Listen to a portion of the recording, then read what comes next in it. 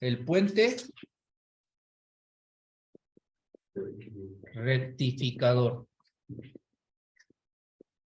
En el entendido de que el puente rectificador es un circuito que va a convertir el voltaje de corriente alterna a voltaje de corriente directa. Puede ser de baja frecuencia o de alta frecuencia.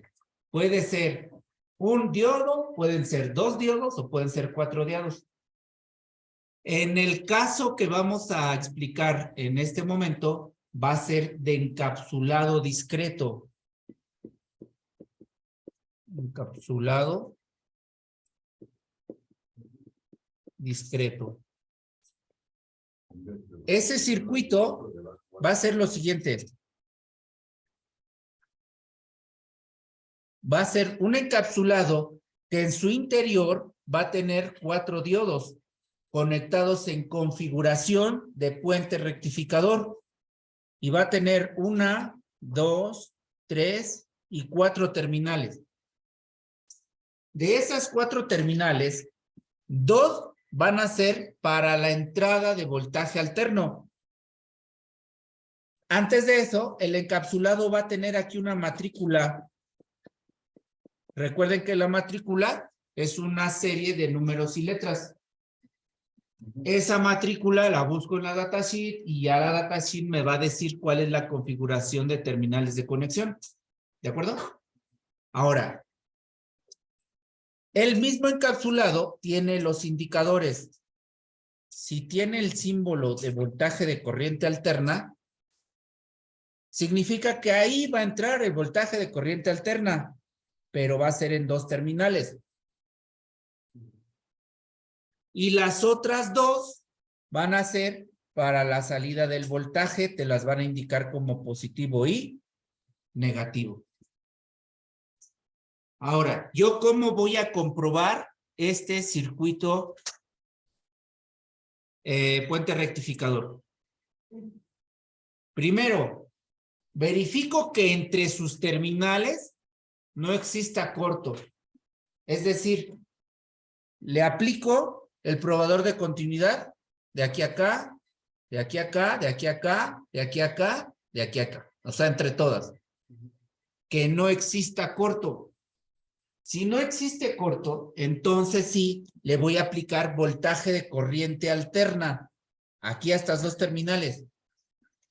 Y le voy a medir que le esté llegando ese voltaje de corriente alterna. ¿Por qué le tengo que medir que le esté llegando voltaje de corriente alterna? Porque muy probablemente el fallo que me esté dando no tenga que ver con el elemento, sino con las conexiones de aquí, con pistas conductoras, con puntos de soldadura, con cables de línea, con algún fusible probablemente, etcétera. ¿De acuerdo?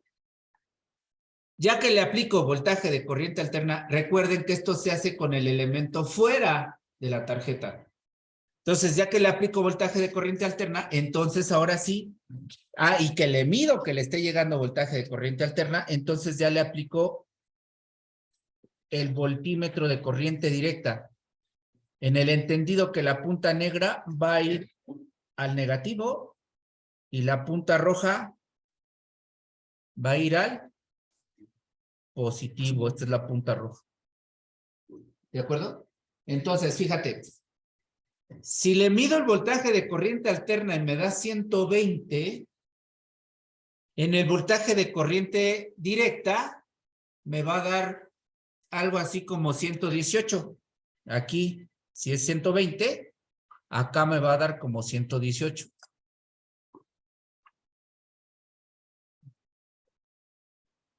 En razón de que el circuito tiene o provoca una caída de tensión propia de los elementos que tiene internamente. Pero es mínimo. Si ustedes le miden voltaje de corriente alterna y existen 120, le miden voltaje de corriente directa y hay 0, no sirve. Así de simple. A este no le puede pasar más nada. ¿Saca voltaje o no lo saca? ¿De acuerdo?